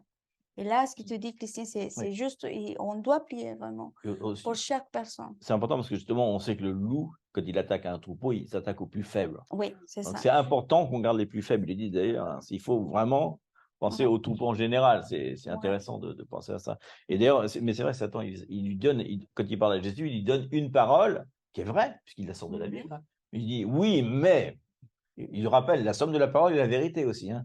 Oui, en effet, Dieu pourrait faire ça, mais la parole dit aussi que ça. Donc, en fait, lui, c'est un demi-passage de la Bible, il donne la totalité de la Bible par-dessus, donc ça l'écrase d'un seul coup. Hein. C'est fort. Toutes les paroles, vous avez regardé, il cite un bout de l'écriture qui est vrai. Il dit, mais oui, les anges peuvent te porter En effet, c'est marqué dans un psaume. Il dit, oui, mais tu ne tenteras pas Dieu. Ah, d'un seul coup, il dit, bah oui, parce que tu pourrais très bien dire, bah oui, tu pourrais dire, par exemple, ouais, je peux aller dans n'importe quel endroit démoniaque, maléfique, parce que de toute façon, Dieu va me porter sur ces trucs. Oui, il dit, mais ne tente pas Dieu quand même. Attention à ce que tu fais quand même. Parce que là, tu sors une parole de là, tu dis oui, j'ai toute puissance, mais t'es donné pour faire. Mais oui, mais attention quand même. Est-ce que Dieu t'a dit de le faire ou pas? Si tu l'as pas dit, alors c'est dangereux. Plusieurs choses dans la possession, sur l'avortement, des choses qu'on veut aujourd'hui, c'est notre possession. Ah oui, c'est vrai que on pourrait prendre une position de miséricorde envers la maman qui a été violée, mais c'est vrai, bien miséricorde, mais au final, compte, en fait, il ne faut pas être d'accord avec l'avortement parce qu'on comprend ce qui dit la parole par rapport à ça. Exactement. Exactement. On sortirait en effet un thème d'un autre. Quoi. C'est pour ça que c'est important d'être dans la présence de Dieu, ça évite de se faire tromper. Tout à l'heure par rapport aux personnes qui sont la responsabilité d'apporter le message. Non, c'est la tête. Tu disais, il faut prier maintenant beaucoup pour les serviteurs. Et je vois une chose aussi, c'est que les serviteurs, des fois, ils ne se montrent pas faibles. Tu vois, ils sont vulnérables. Voilà, ils sont quelque part une position où on dirait qu'ils sont les intouchables. Et les peuples leur voient de cette façon. Tu vois, l'aperçu qu'il y a le peuple, c'est qu'ils sont les intouchables. Et s'il y a quelque chose que j'aime ici, je le dis justement en parlant de nous en tant que communauté, est-ce qu'on est comme ça? On est une famille, vous voyez, on cache rien entre nous, on parle, on se partage la faiblesse, parfois on est au courant de ton problème, de l'autre, et on sait bien que, par exemple, Dominique, ils ne sont pas des intouchables, c'est des gens des faibles comme nous aussi, qui sont tellement vulnérables comme nous. Donc, quand on sait ça, c'est beaucoup plus facile pour nous de prier parce qu'on sait. Mais qu'est-ce qui se passe quand ces gens-là, les responsables, ils se montrent plutôt, voilà, nous touchons les cieux déjà, vous voyez, c'est ça, je crois que c'est une raison pourquoi ils tombent et pourquoi aussi de l'autre côté, les peuples n'arrivent pas aussi à prier pour eux. Parce que moi, j'avais cette impression aussi. Ils pêchent jamais, ils font jamais des choses. Oui, ils sont très saints. Donc, c'est joli maintenant. Il n'y a, ici, quand on est dans la maison, il n'y a pas l'estrade. L'estrade. Il n'y a pas cette séparation entre la personne qui amène le message et nous. Je ne sais pas si vous comprenez ce que je veux dire. Si, il faut prier pour les serviteurs, il faut qu'on prie pour nous tous parce que nous sommes des serviteurs aussi et des lettres ouvertes aux autres aussi. Donc voilà. Oui. On n'est pas là de la gloire de Dieu. Là. Et à l'inverse, on peut avoir expérimenté avoir eu des expériences comme ça où les ministères ont chuté. Et après, comment faire confiance? Ça peut aussi être un combat. Ah oui, ça c'est sûr. Pour re-rentrer, faire dans la confiance. Ouais.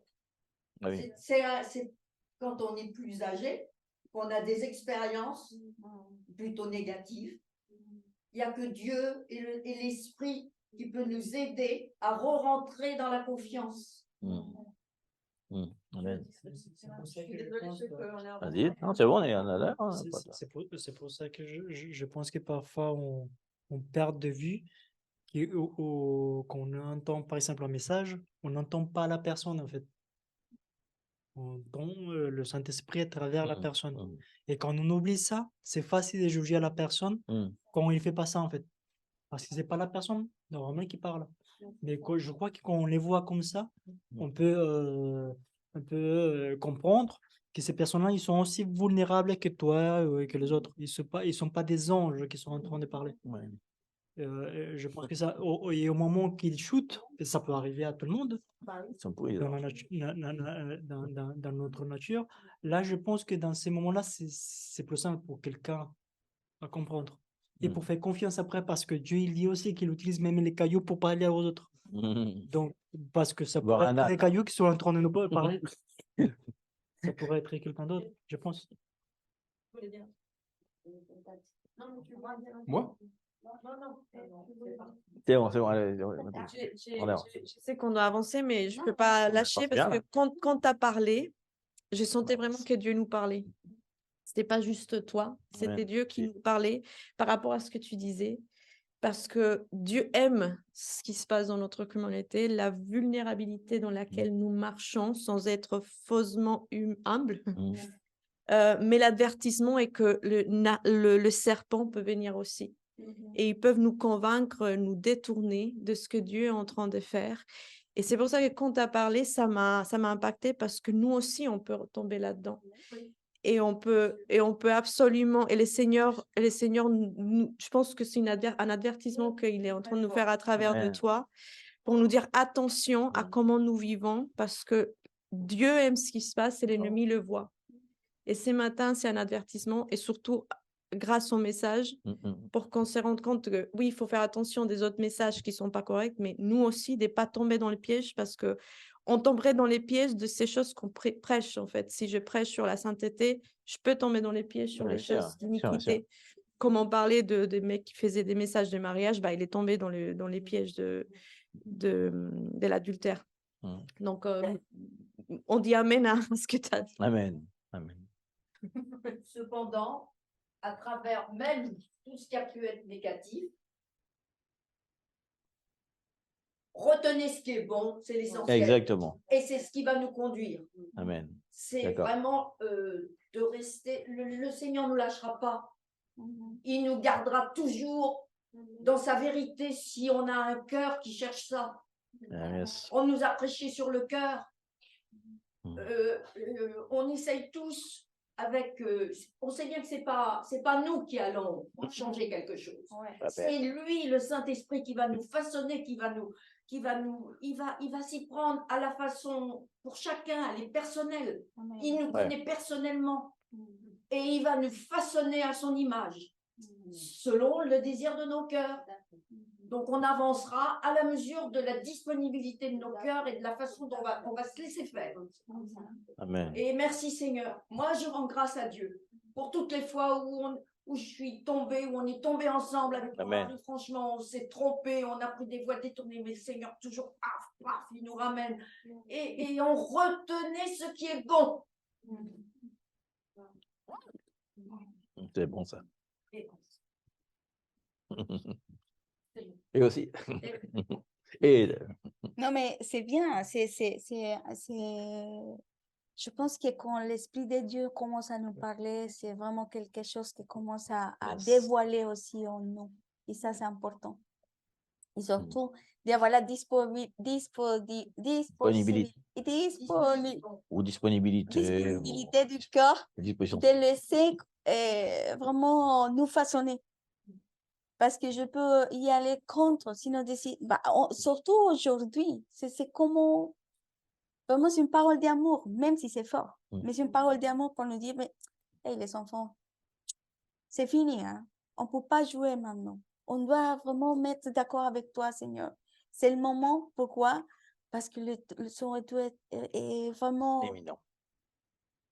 vraiment plus qu'on pense. Elle est à la porte. Et c'est pour dire, c'est le moment de nous redresser et de voir notre éternité, que c'est plus fort, c'est plus loin qu'on pense. Mais seulement va venir dans la mesure que, évidemment, nos cœurs soient plus fins et plus soif de lui. Tu vas nous conduire, évidemment. Parce que le passé, c'est passé. Toutes les choses, c'est pour ça qu'on parle des processus. Tous les processus sont importants pour nos vies. Tout. Même si on s'est raté, même si on tombait, tout ça nous aide à grandir. On s'est trompé, ok, mais on va marcher sur la lumière avec le Seigneur et c'est lui qui va se glorifier. Parce que c'est la gloire du Seigneur finalement qu'on parle. C'est ce qu'on dit la dernière fois, un message amène un changement, un processus amène une transformation. Exactement. On ne veut pas changer, on va être transformé. Mhm. Je ne sais pas là. Tu vas parler de... Soumets-le avant. Ouais, Non, c'était par rapport à ce que Tati disait, que faisons attention à ce que nous disons, parce que... Et en fait, moi, je pense, tout est dans comment on dit les choses, parce que avec le Saint-Esprit, on a le discernement pour discerner le vrai du faux, mais aussi qu'est-ce qui sort de notre bouche. Est-ce que c'est de la critique ou c'est juste... on fait attention à ci ou ça, ou on est là à dénigrer, oui, ça, vraiment... Parce que Dieu, il siège au milieu des louanges de son peuple. Mais si ça, de notre bouche, c'est que des critiques où on descend les autres et tout ça, et ben, je pense que c'est là que l'ennemi voit une porte ouverte. Parce que du coup, on sème le jugement, on récolte le jugement. Comme tu disais, Liliana, au téléphone, Dieu seul est juge. Donc nous, qui sommes-nous? On n'est pas parfaits. Peut-être, moi je pense dans ces ministères-là, j'ai l'impression que plus le ministère grandit, plus c'est difficile de tenir ferme et de rester droit, etc. Ouais. Donc je pense, nous, en tant que peuple de Dieu, c'est de faire très attention à ce qui sort de notre bouche. Toujours des paroles de bénédiction, de reconnaissance, comme disait Christine, de toujours reconnaître le bon et toujours faire la volonté de Dieu, finalement, faire preuve d'amour dans tous les cas, parce que c'est pas contre la chair et le sang. C'est dans la parole, parce qu'il ne faut pas murmurer ni critiquer sur les autorités. Mais par contre, il dit quand même de dénoncer les voies de l'Église. Oui, bien sûr. Et de ne pas y participer, en tout cas. Hein, tu peux toujours quitter un endroit sans se à dénoncer les personnes. Mais bon. Non, les personnes, de toute façon, même si on est à l'endroit où on est ici, en tout cas, la personne, ce qu'on voit dans la personne, c'est l'esprit qui est sur la personne. Parce qu'il y a un esprit sur la personne. C'est pas, elle pense qu'elle est libre, mais elle n'est pas libre, en fait. Donc, on n'a pas, on doit s'attaquer. À la limite, la seule chose qu'on peut faire, c'est prier pour que l'esprit s'en aille de cette personne. Et c'est notre seul rôle. Le reste, ce n'est pas à nous de le faire. De toute façon. Dernière chose, il termine par le dernier conseil. C'est comme s'il, après avoir abaissé des choses. La dernière chose qu'il dit, c'est que les endroits, alors c'est une traduction difficile, les endroits difficiles deviendront une plaine. Alors ça veut dire les endroits qui sont étroits, mais le mot exact qu'il dit, c'est les endroits rugueux. Il dit que ce qui est rugueux va devenir lisse. C'est ce qu'il dit dans la parole. De ce qu'il dit. Donc, ça veut dire qu'il y a dans notre personnalité des choses contre-productives ou des choses abrasives. Si vous voyez ce que ça veut dire. Quelque chose qui gratte un petit peu dans notre truc, mais qu'on est incapable de changer par nos propres forces. Alors, c'est des choses que, déjà, si Dieu ne nous les révèle pas, on va pouvoir les traiter. Donc, c'est important de la communion avec Dieu, parce que les plus forts, on a parlé de l'amertume une fois, mais il y a l'ego, c'est la racine même du péché, hein, moi-même, la colère, l'auto-justification surtout, et puis la propension à argumenter toujours. Oui, mais ouais, tu te dis, ouais, mais quand même, non, mais toi, tu es pour me dire ça, non, quand même, etc. Donc, on ne peut pas s'en repentir, ce qui veut dire faire demi-tour, en fait, repentir, si Dieu ne nous les montre pas. Mais en tout cas, Dieu dit que c'est abrasif et en même temps que c'est étroit. C'est vraiment le mot et les deux. Donc, c'est quelque chose qui nous empêche de rentrer. Parce qu'à la fin, il dit que ça devient une plaine, quoi, etc. Une plaine pour nos vies, etc. Et c'est pour ça que c'est important que Paul en parle à la fin et que Dieu insiste qu'il faut être dans une communauté, il faut être dans une congrégation. Parce que si on n'a pas, vous savez, faire contre faire, vous vous rappelez, si on n'a pas alors là, c'est frère contre frère, peut-être, on ne sait pas. Là, c'est frère contre frère. Mais si on n'a pas des gens avec qui on se confronte, même dans la foi, etc., comment est-ce qu'on peut être lisse, quoi? Comment est-ce qu'on peut être. La partie rugueuse peut être. Parce que si on est tout seul chez soi, c'est facile de rester dans l'ego, d'accord, etc. Parce qu'on est égoïste tout seul, la colère, on n'en a pas contre les autres. Et on n'est pas confronté justement à ça, et on ne va pas le traiter, puisque Dieu nous le révèle à travers nos contacts, etc. Et vous vous rappelez que David veut utiliser des pierres lisses pour abattre les géants. Donc c'est important que si on veut abattre le géant, il faut qu'on soit lissé. Toutes les parties rugueuses de notre vie doivent être faites, parce que c'est important, parce que dans les derniers temps, beaucoup de géants vont se lever. Il dit tout ça, rappelez-vous, tout ça, le but, c'est que c'est la préparation de la gloire du Seigneur. Hein. Il dit que si toutes ces choses-là sont faites dans nos vies et dans l'Église, Voilà, ça va venir. Alors, pardon. Je voulais parler de ça, mais peut-être pas forcément. Vous vous rappelez, on avait déjà parlé quand Abinadab, vous vous rappelez, avait voulu descendre l'arche, qui était sur une colline très très haute. Il avait dit, enfin, David lui avait dit en tout cas, qu'il fallait le descendre sur un chariot. Et ça n'a pas beaucoup plu. Mais en fait, c'est marrant parce que ça parle un peu de rugosité quand même. Il dit 2 fois de suite dans le texte qu'ils étaient sur une colline. Donc c'est vrai que pour descendre une arche qui pesait quand même très très très lourd, ça lui semblait plus intéressant de le mettre sur un chariot. Parce que comme ça, on sent moins Le simple. les chemins. Parce que les collines, ça secoue un petit peu. Et donc, on voit on peut pas apporter la présence de la gloire on peut pas amener la présence de Dieu sur un chariot et s'attendre à ce que la gloire vienne, quoi. Parce que l'instruction était bien claire. Il fallait que ce soit des hommes, en plus des hommes qui étaient passés dans le désert, qui étaient dédiés à ça, qui devaient l'apporter. Donc, bien sûr, pour eux, c'est l'inverse. C'est eux qui allaient ressentir les. Pour eux, t'imagines, là, les 200 kilos sur la peau, ça devait vraiment faire mal sur le. Donc, mais malgré tout, il a dit que les hommes qui servent Dieu, qui veulent amener la gloire à la présence, doivent passer par un moment de chaos, d'effort, et que c'est lourd, etc. Donc, on peut pas. Si on veut amener vers la gloire, même dans la congrégation, il y a des choses qui vont être aplanies, mais il y a aussi des choses où ça va sauter un petit peu quand même. Et des fois, on a tendance à, ce qu'on disait tout à l'heure, à vouloir trouver une manière pour que la gloire vienne plus vite, comme le chariot. Alors, je sais pas, on va mettre une chanson lente, une chanson rapide. Là, on monte le son du micro, un peu de réverb, puis 2, 3 personnes qui tombent. Et, yes, la gloire du Seigneur était parmi nous. Mais il n'y avait rien du tout, en fait. Les gens n'ont pas été transformés, le message n'a pas été donné. Il n'y a rien qui s'est passé. Mais c'était super émotionnel, par contre. Mais les gens n'ont rien eu, quoi. Donc, je pense que Dieu il dit attention, ne forcez pas, mettez pas la présence sur un chariot en pensant que ça va aller plus vite. On va descendre plus vite de la colline. Là. Non, il y a un moment où il y a de la turbulence et des fois c'est dans les moments les plus inattendus où il y a un silence, puis personne ne sait quoi dire, que d'un seul coup Dieu va se manifester. Hein. Et des exemples, on en a à foison puisque par exemple, Alain Caron témoignait de ça sur quand il commencé son ministère, qu'il était dans des trucs comme ça, très très fort. Et un jour, ils l'ont invité dans une église où il y avait 7 petits vieux qui faisaient la louange. Il y avait une guitare, un violon, un tambourin. Oh my God. Et quand ils ont commencé à faire ça, la gloire de Dieu est rentrée dans le truc. Et des voix il était dans la drogue à l'époque. Hein. Il est dans l'héroïne. Il est tombé par terre. Mais un truc, il dit que il est pasteur de cette église depuis maintenant 30 ans. Donc, pour te dire, il ne s'y attendait pas du tout. Il dit oh là là, cantique numéro 191. Ah, toi, là. Ouais. Et mais la gloire est descendue. Dieu m'a pris, il m'a tombé par terre. La gloire, le cabot, quoi. Il dit j'ai pas pu me relever et je suis pasteur depuis cette église depuis 30 ans maintenant. Donc, pour dire qu'on ne peut pas forcer vers la gloire, je crois que Dieu maintenant cherche on ne peut pas juger la façon. Non, mais il cherche la sincérité. Il ne veut pas d'artifice humain, ni de talent humain, ni de grandes idées super belles où on met des projections derrière, des trucs. Ou même pas les personnes qui ne chantent pas, simplement d'être là. Toujours, c'est pour ça que l'adoration, c'est pas de la vie d'une personne. L'adoration, c'est ça. On est le canal à travers la gloire et la présence de Dieu va traverser. Et là, on pense, et c'est pour nous tous, hein, qu'on pense, parce que nous, on nous arrive, il faut toucher le cœur, l'atmosphère. Finalement, c'est Dieu qui va faire les choses. C'est lui qui, s'il y a un cœur humble, Dieu va toucher, même dans les bruits, comme le silence. Donc, on ne peut pas même savoir comment.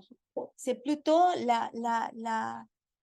l'instrument, la personne, c'est la plus importante. La personne qui est connectée au cœur du Seigneur. C'est la personne qui est dans l'intimité, qui des fois ne fait pas de bruit. C'est plus fort parce que c'est le Seigneur qui va toucher. Et nous, on est la tendance humaine d'aider. C'est normal. Des fois, on pense que c'est lisse et des fois, c'est rugueux pour Dieu.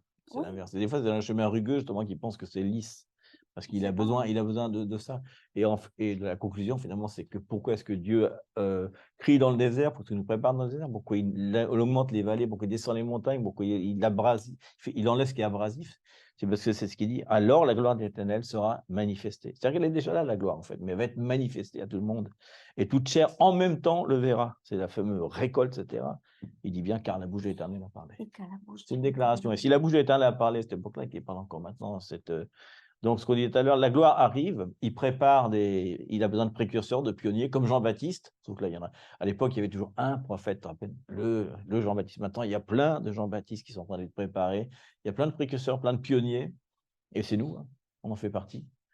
Donc, c'est nous. Il veut qu'on soit comme ça, en tout cas. Il ne veut pas qu'on soit dans le... Enfin, je le sens ici pour nous, il n'a pas un appel de... On est sauvé, ça me suffit, etc. J'étudie la parole pour vous dire, ça me suffit. Non, je pense que Dieu veut aller plus que ça. Il veut vraiment qu'on soit une voix, quoi. On peut être une voix sur Chenonceau, on peut être une voix sur Tours, sur Fondet, etc. Sur Saint-Gervais-la-Forêt. C'est comme ça que ça s'appelle. Ah oui. Et voilà, il prépare une voie. Il y a quelque chose, il y a vraiment un temps de préparation.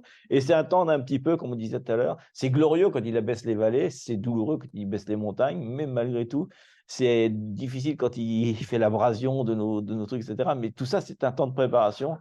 Et là, c'est comme un accouchement. Hein. Mais là, quand on sait la gloire qui va en sortir, waouh, on est capable de surmonter toutes ces douleurs, on est capable de passer à travers toutes ces épreuves. Et c'est vraiment ça. Et on ne veut pas être mordu par un serpent. Donc. Est-ce que c'est important de dire pour remarquer ça parce que c'est bien. Oh, c'est pas aujourd'hui, c'est pas le message non plus de critiquer, sinon de vraiment être attentif, encourager, d'être vraiment ensemble dans la unité avec le corps du Seigneur, avec le même esprit, de nous laisser conduire par lui, d'écouter ces petites voix ou ces grandes voix qui nous parlent, parce que des fois, elles parlent de façon différente, mais d'avoir vraiment sa communion en ces moments, d'écouter ce qu'elle nous parle. Parce qu'on peut dire oui, mais bon, c'est bien, click next, on continue. Non, sinon de passer du temps avec lui. Processus. D'aimer les processus. D'aimer les processus. On ne peut pas être... en fait, c'est ce qu'on est dans comment dire ça, une génération que tout se marche vite, on cuisine vite, les micro-ondes, on fait chauffer rapidement. Il y a tout chose vite. Et on oublie les processus. Les processus sont importants. Mais l'accélération des processus, on peut accélérer les processus, c'est avec l'obéissance. C'est ça la seule chose. D'être humble, d'écouter ce que Dieu nous dit et de la soumission à l'Esprit de Dieu.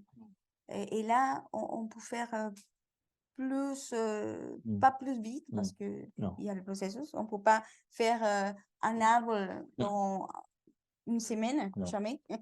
Il doit avoir le processus, mais en tout cas, de nous laisser arroser pour sa présence, de nous laisser arroser pour l'amour et pour la révélation de la parole qu'aujourd'hui, on peut l'avoir et qu'on est, même si on regarde les mêmes versets, on regarde les mêmes paroles, il y a quelque chose de plus aujourd'hui que pas avant, même si c'est la même parole.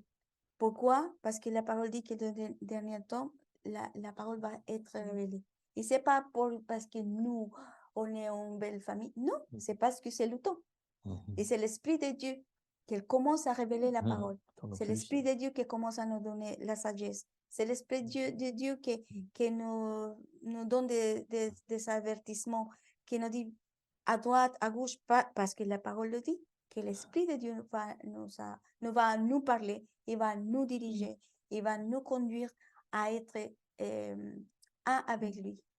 Comme Jésus le dit en Jean 17, il déjà prophétisé pour nous. Donc, c'est une parole vraie, véritable, et surtout que si on croit dans ce qu'il dit, on peut avancer et la gloire va se manifester. Parce que c'est à travers de la foi. C'est la foi qui nous amène à aller plus loin. Et c'est pour ça qu'on prie aujourd'hui. Nous déclarons vraiment que la foi augmente en nous, que la foi ne nous manque pas, qu'on peut croire vraiment ce que tu dis, Seigneur, dans ta parole, qu'en cas de doute, en cas de tromperie vient nous dévier ou pour tortuesque que tu nous parles aujourd'hui, Seigneur. Mais Seigneur, on sait que ta gloire vient, Seigneur, on reconnaît ça, Seigneur. On a tous les signes de la gloire qui vient, Seigneur. On sait qu'on est fait pour un temps comme celui-ci, Seigneur. Fais de nous, Seigneur, ces voix qui crient dans le désert, Seigneur, qui crient, qui proclament, Seigneur, qui annoncent, Seigneur, afin que le peuple, justement, ne soit pas, la multitude ne soit pas dans l'erreur et soit condamnée, Seigneur. Te prie vraiment, Seigneur, pour ça, que dans ce désert où on crie, Seigneur, les voix puissent l'entendre, Seigneur. Et merci, tu as mis autour de nous déjà tellement de gens, Seigneur, qui peuvent entendre notre message, Seigneur. Souvent, on la tue, Seigneur. Alors, je te prie, Seigneur, que notre voix, Seigneur, avec un X, Seigneur, puisse annoncer ta voix avec un E, Seigneur. Merci, parce que tu prépares un peuple, Seigneur, fidèle, un rémanent, Seigneur. Et je suis sûr qu'on le croise partout sans arrêt, et on les voit pas parce qu'on les appelle pas, Seigneur. Alors, maintenant, spirituellement, Seigneur, on appelle ce peuple, Seigneur, du nord, de l'est, de l'ouest et l'est, Seigneur, qui viennent se rassembler ici maintenant sous ta bannière, Seigneur. Ta bannière les appelle, Seigneur. C'est ta voix qui les appelle, Seigneur. On te prie, Seigneur. On intercède, Seigneur, pour les ministères aussi, Seigneur, pour les pasteurs, les autorités spirituelles, Seigneur, afin qu'elles puissent elles-mêmes participer à ce même message, Seigneur, et annoncer ta gloire et pas leur gloire, Seigneur, ni la gloire de l'Église en tant qu'organisation, mais les gloires de l'Ecclésia, Seigneur, qui va régner, Seigneur, pour toujours, Seigneur. Alors que tu viens, Seigneur, tu dis, est-ce que je trouverai un peuple plein de foi sur la terre, Seigneur? Alors augmente notre foi, Seigneur, notre foi en action, Seigneur. Mais, Seigneur, abaisse nos montagnes, Seigneur, augmente nos vallées, redresse les voies, Seigneur.